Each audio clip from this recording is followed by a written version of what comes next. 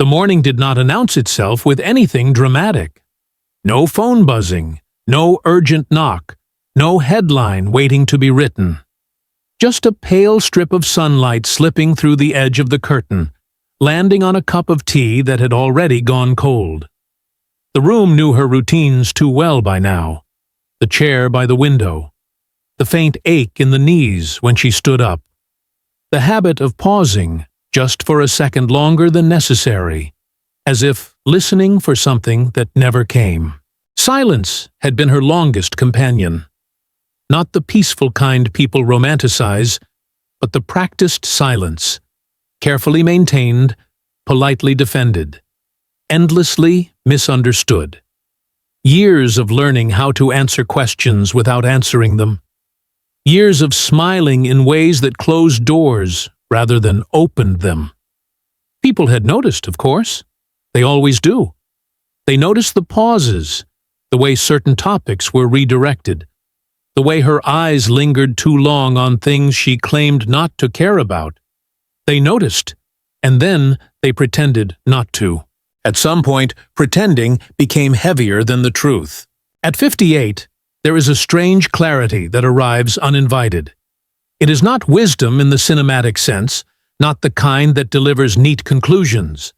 It is sharper, quieter, a realization that the energy required to deny something can exceed the energy required to live it. She felt it in the small moments first, in the way certain songs suddenly felt personal again, in the way evenings stretched longer instead of feeling empty, in the way her reflection no longer asked permission. For years, there had been speculation, whispers framed as concern, curiosity disguised as casual conversation, the unspoken question hovering in rooms long after people left them. Is she happy the way she claims to be? Everyone seemed to circle the same conclusion, careful never to step fully into it.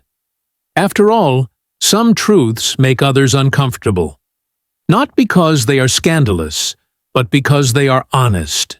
She had mastered the art of deflection. Humor worked well. So did vagueness. So did the gentle shrug that suggested there was nothing more to see. But deflection has an expiration date. One day, it stops protecting and starts suffocating. She sensed that day approaching the way one senses a storm before the clouds arrive, through pressure, through restlessness, through an unfamiliar impatience with herself. The thing about love, especially a new one, is that it rearranges the internal furniture. Old arguments lose their authority. Old fears begin to sound repetitive. She caught herself rehearsing explanations she had not yet given, trimming them down, stripping them of drama. Not because she owed anyone an explanation, but because the weight of carrying it alone had finally tipped the balance. What people had long suspected was not a sudden revelation. It was a slow burn, a quiet alignment of moments that no longer contradicted each other. A warmth that did not demand performance. A presence that did not require translation. She did not fall into it recklessly. She stepped into it with the caution of someone who knows exactly how much there is to lose, and how much more there is to gain. The shock, if there was one, lay not in the feeling itself, but in her decision to stop denying it. To stop shrinking it into something more socially digestible, to stop pretending that timing, age, or history could invalidate something that felt undeniably real. At 58, denial no longer felt noble. It felt unnecessary. That morning, the tea remained untouched. The sunlight shifted. The room stayed quiet. And somewhere between the familiar walls and the unfamiliar honesty forming in her chest, she understood that the question people had been asking for years was no longer something she could ignore. Not because she was ready to make an announcement, not because she wanted to shock anyone, but because the silence, once useful, once protective, had finally reached the point where it said more than words ever could. 58 does not arrive with fireworks. It arrives quietly, like a door left ajar that you suddenly notice has been open for a long time. By this age, love no longer feels like something to chase, let alone announce. There is no rush to name it, no urge to dress it up so others can recognize it as valid. The body may move slower, but the emotions, when they are real, carry a weight that youth never quite managed. At 58, you are no longer young enough to confuse intensity with truth. The racing heart, the sleepless nights, the dramatic declarations, those belong to another version of yourself. A version that needed noise to feel alive. But you are also not old enough to give up on feeling altogether. That idea that there is a deadline for desire, for connection, for tenderness, is something you stop believing once you've lived long enough to see how wrong it is. She had loved before, loved deeply, even bravely. But those loves were often shaped by fear. Fear of being misunderstood, fear of being left, fear of wanting too much. There were relationships built on compromise that slowly turned into silence. There were moments when affection had to be hidden, softened, negotiated. Loving quietly became a survival skill. Caring without asking for space. Feeling without demanding acknowledgement. Back then, love always seemed to require proof. Proof of commitment. Proof of sacrifice. Proof that it was worth the disruption it caused. Every emotion had to justify itself. Every attachment came with an unspoken contract. And if the contract felt too heavy, she learned how to make herself smaller, how to accept less without admitting it. This time feels different. Not because it is louder, but because it is calmer. There is no urgency to define the future. No checklist of expectations waiting to be fulfilled. What exists between them does not ask to be explained. It does not demand reassurance every other day. It simply stays, steady, unimpressed by drama, unbothered by the absence of witnesses. At this age, love no longer needs to be sharp to feel real. It can be soft without being weak. It can be private without being secret. She notices how there is no performance involved, no need to impress, no need to defend her choices, no need to rewrite herself to fit someone else's comfort. The affection arrives without instructions. It fits into her life instead of rearranging it by force. The difference is not subtle. In earlier years, love often felt like walking on uneven ground, constantly adjusting your balance. Now, it feels like standing still without fear of falling. Conversations don't circle the same arguments. Silence doesn't signal distance. Time together doesn't feel borrowed or temporary. This is not a love meant to correct the past or redeem old mistakes.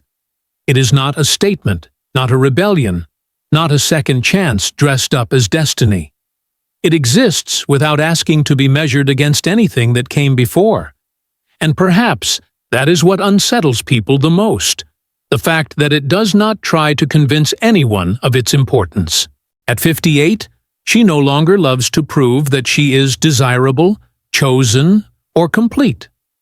She loves because the feeling makes sense, because it adds instead of subtracting, because it does not require her to be louder than she is.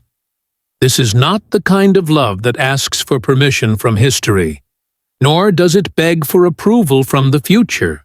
It simply exists, unhurried, unadvertised, settling into her life the way something long overdue finally finds its place, without ceremony, without apology, and without any intention of explaining itself to those who were never meant to understand. The world has its ways of looking without looking.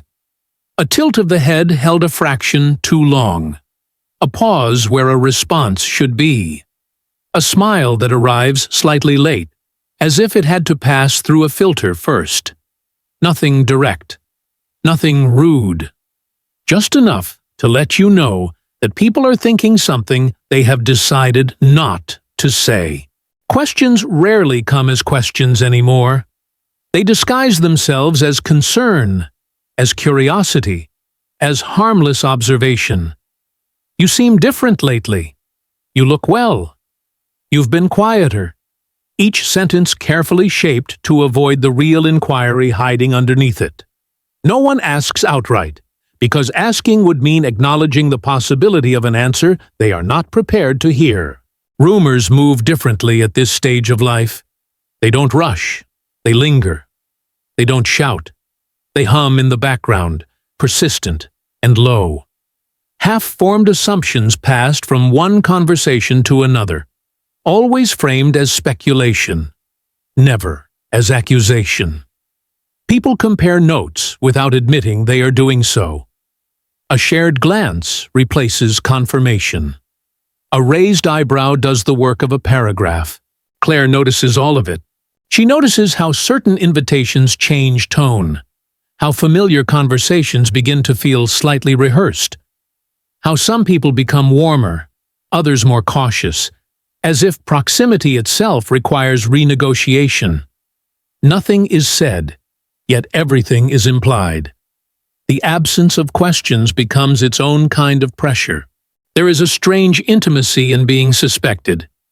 It means people feel close enough to wonder, but not close enough to ask. They circle the truth carefully, afraid that naming it might force them to confront their own assumptions about age, about timing, about what is still allowed at 58. It is easier to let curiosity exist without form, to keep it suspended in the realm of maybe. What they don't realize is that silence, when shared unevenly, becomes visible. She can feel it in the room when a subject changes too quickly. She can hear it in the way her name is mentioned and then dropped. The world thinks it is being discreet. It is not. She knows what they suspect, knows how long they've suspected it, knows the narrative they are quietly constructing. One detail at a time, careful not to step too far ahead of her. And yet, knowing does not automatically create readiness. Awareness does not equal obligation. There was a time when she might have rushed to clarify, to soften the edges of speculation, to reassure everyone that nothing was as disruptive as they feared. But that instinct has faded. At 58, urgency belongs to other things. Truth does not lose its validity because it waits. The silence is no longer about fear. It is about timing, about ownership, about refusing to let the world dictate the moment of articulation. She understands something now that took years to learn. Explanations, once given, can never be taken back. And once a truth is spoken aloud, it no longer belongs entirely to the person who lived it. So she lets the looks pass, lets the half-questions dissolve before reaching her, lets the rumors exhaust themselves against the fact that she is not playing along. There is power in not correcting people, in allowing uncertainty to remain unresolved, in knowing something deeply while appearing to carry nothing at all. What unsettles others is not what they think they know, it is what they cannot confirm.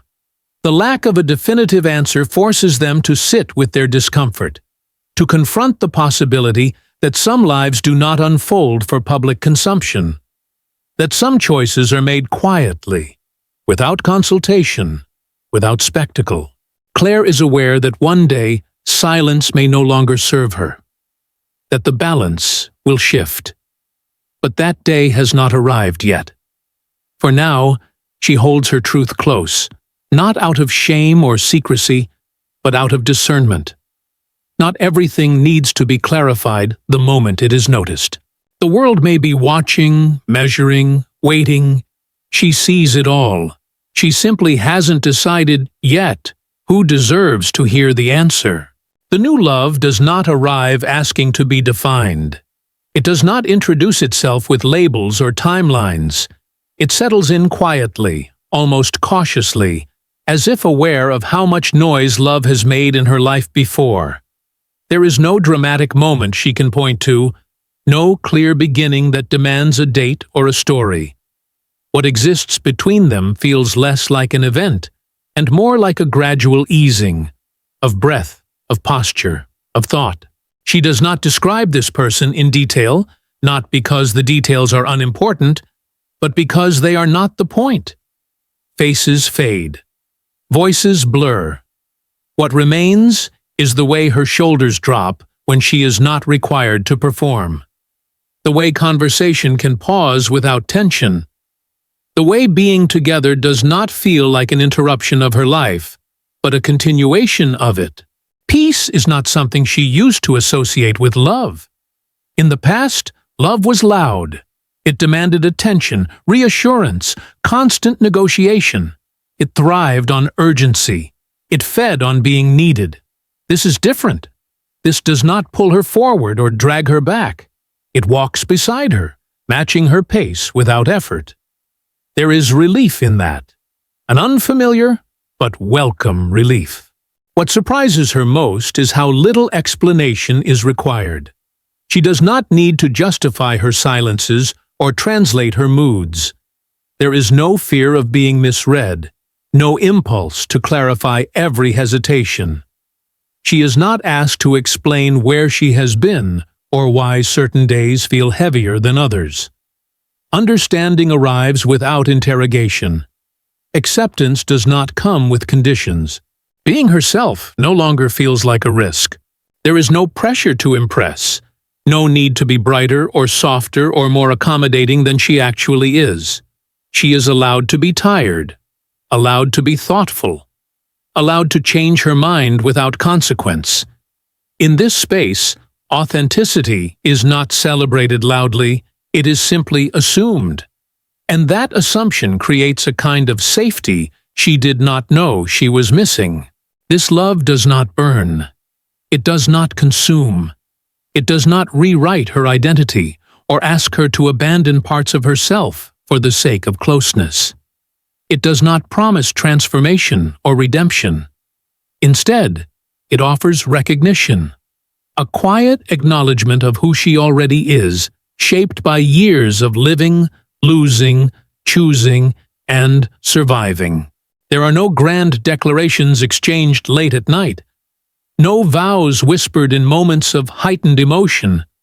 The connection reveals itself in smaller ways, in shared understanding, in the absence of defensiveness, in the ease of existing without explanation. Passion, when it appears, is gentle. It does not overwhelm. It does not demand to be proven. This is not love fueled by longing or scarcity. It is not born from loneliness or the fear of time running out. It comes from a place of knowing, of herself first, and then of another person who does not seek to disrupt that knowledge. It is built on mutual recognition rather than pursuit. At this stage of life, she no longer confuses intensity with depth. She understands that what lasts is rarely what announces itself the loudest. The quiet consistency, the emotional steadiness, the freedom to remain unchanged. These are the markers she trusts now. She does not rush to name it, because naming it would suggest a need for validation. And this love does not require that. It does not ask to be defended or displayed. It exists comfortably outside of definitions, uninterested in meeting expectations it never agreed to. For the first time in a long while, love feels like something that fits, not tightly, not loosely, but naturally. As if it has always belonged here, waiting patiently for the moment when she would finally recognize that connection does not have to be dramatic to be real. And that understanding, when it arrives quietly, can change everything without ever raising its voice. The moment does not arrive dressed as a revelation. There is no gathered audience, no prepared speech, no deliberate clearing of the throat. It slips into existence the way truth often does, almost unnoticed at first. A conversation drifting along familiar ground. a pause that lasts half a second longer than expected, and then a sentence, spoken without emphasis, without rehearsal. Not, "I need to tell you something." Not, "There's something you should know." Just a simple admission, placed gently on the table as if it has always belonged there. She does not raise her voice when she says it. She does not brace herself for impact. The words come out unpolished, unprotected, stripped of explanation. They are not designed to convince or persuade. They do not seek agreement. They simply state what is already true. And in that simplicity lies their weight. This is what courage looks like at 58. Not defiance, not spectacle, but the willingness to stop editing yourself for the comfort of others. The decision to no longer dilute reality into something more acceptable. It takes a certain steadiness to speak plainly after years of careful omission. A kind of bravery that does not announce itself as such. For a long time, denial had felt active, something she did, a choice she maintained with discipline and skill. Letting go of it feels oddly passive, like unclenching a muscle she did not realize was constantly tense. There is no sense of victory, only release. The relief is quiet, but unmistakable. The sentence itself is almost unremarkable. Anyone listening closely might miss its significance. It does not carry drama. It does not attempt to justify its existence. It does not ask to be framed as progress or confession. It simply acknowledges what has been living beneath the surface, patient and persistent. What matters is not what she says, but what she no longer does afterward. She does not rush to clarify. She does not add disclaimers. She does not follow the truth with humor to soften it, or context to contain it. She lets the words stand alone, trusting them to be enough. That trust is new. There is no declaration of rightness here, no attempt to position herself on the correct side of anything. She is not interested in moral arguments or public approval. This is not about proving that her feelings are justified. It is about recognizing that they exist, and that recognizing them out loud changes something internally, even if nothing around her visibly shifts. The silence that follows is different from the silences before. It is not defensive. It is not strategic. It is simply space. Space where denial used to live. Whatever reaction comes next, whatever questions may eventually surface, she has already crossed the threshold that mattered most. She understands that honesty does not guarantee understanding. That truth, once spoken, can still be misunderstood or resisted. But she also understands something else now. That withholding herself indefinitely is a heavier burden than any response she might receive. This is not a confession meant to cleanse or redeem. It does not close a chapter or resolve a narrative. It opens nothing neatly and concludes nothing definitively. It merely marks a shift, from avoidance to acknowledgement, from silence as protection to silence as choice. The courage lies not in saying everything, but in saying just enough. Not in explaining, but in allowing reality to exist without disguise. And in that understated moment, with no audience and no applause, Claire stops denying. Not to make a point, not to challenge the world, but simply because continuing to deny it would no longer be true. After the words are spoken, nothing rushes in to replace them. No exclamations, no immediate relief, no dramatic shift in the air. What follows is quieter than anyone expects. A stillness that does not feel awkward, only deliberate. The kind of silence that arrives when people sense that filling it would be a mistake. There are no reactions worth quoting. No visible sides taken. No one reaches for reassurance or demands clarification. The absence of response is not indifference, it is restraint. A collective understanding that this moment does not belong to commentary. That whatever has been acknowledged is not an invitation for debate, but a boundary being gently drawn. Claire notices how people adjust without announcing that they are doing so. Conversations continue, but at a slightly different distance. Familiar voices soften. The world does not pivot around her truth, and she does not need it to. What changes is subtler than recognition. It is permission, granted without words, to let the matter rest. Respect often looks like nothing at all. She returns to her routines almost immediately. There is comfort in that. The same street in the afternoon light, the same stop at the corner shop, the same deliberate pace she has cultivated over the years. To anyone watching, the day would appear unchanged. That is precisely the point. Later, in the quiet of her own space, she resumes a habit she has kept for decades. The familiar movements calm her hands. The repetition grounds her. These small rituals, once anchors against uncertainty, now feel different. Less defensive. Less necessary. She is no longer using them to avoid herself. The afternoon passes without significance. Shadows lengthen. Sounds drift in through an open window. She does not replay the moment in her head, does not rehearse alternative versions of what she could have said. There is nothing to revise. The truth, once released, does not ask to be improved. What surprises her most is the absence of aftermath.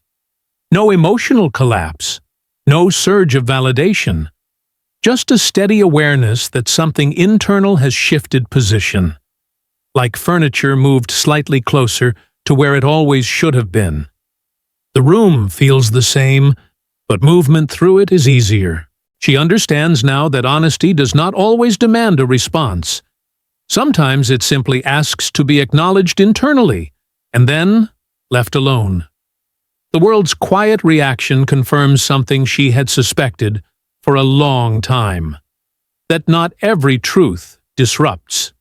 Some truths integrate. As evening approaches, she prepares herself a simple meal. The motions are unremarkable. Yet there is a looseness in her shoulders she cannot remember having before. She does not feel watched in the same way. Or perhaps she no longer watches herself so closely. This is what remains after the words. Not resolution, not celebration, just continuity with a different center of gravity. The day folds into night. The routines hold. And somewhere between the ordinary gestures and the unspoken understanding surrounding her, Claire moves forward, not marked by the confession itself, but by the quiet, lasting shift in how she occupies her own life. The light is fading when she stops by the window. Not to look for anything in particular, just a habit formed over years of afternoons that asked nothing from her. The glass holds her reflection loosely, softened by dusk. A woman of 58, standing without urgency, without the need to narrate her presence. Outside, the street continues at its usual pace. Somewhere, a door closes. Somewhere, a radio hums low. Life does not pause to mark moments it does not recognize as milestones. She does not think about what comes next. Not because she cannot, but because she no longer feels required to. The future has lost its authority to demand answers. Promises feel unnecessary now, too sharp, too loud for something that has learned to breathe quietly. What matters exists here, in this unremarkable interval between day and night, where nothing is being decided. Her hands rest on the sill. The skin remembers other windows, other evenings when anticipation pressed hard against her ribs. Back then, love felt like momentum, like a direction you had to commit to or risk losing altogether. Now it feels different. More contained, more honest. Not a force pulling her forward, but a presence allowing her to stand still. She does not reach for explanations. Not for herself, not for anyone else. The need to justify has thinned with time, worn down by repetition. She has learned that clarity does not always arrive through declaration. Sometimes it settles slowly, in the body first, long before it forms sentences. The room behind her remains quiet, familiar, objects where they have always been. Nothing rearranged to accommodate a revelation. That, too, feels right. Love, this version of it, has not asked her to rebuild her life around it. It has simply taken its place within it, without friction. She thinks briefly of the versions of herself who might not recognize this calm, who might mistake it for absence, for caution, for something incomplete. She lets that thought pass. Those versions lived in different seasons. They needed different truths. The woman at the window does not measure her life against expectations anymore. She no longer asks whether she is late or early, brave or hesitant. Those comparisons have lost their relevance. What remains is a quieter assessment. Does this feel real? And the answer, for once, does not require elaboration. Outside, the sky darkens without drama. No announcement. No promise of what tomorrow will bring. She does not follow the fading light with hope or fear. She simply watches it change, trusting that whatever continues will do so without her supervision. She steps away from the window eventually. The room absorbs her presence again. Nothing has ended. Nothing has begun in a way that can be easily named. And perhaps that is the point. Because maybe, at a certain age, love is no longer something to hide or defend, but something one becomes calm enough to acknowledge, even if only in the quietest corners of one's own life.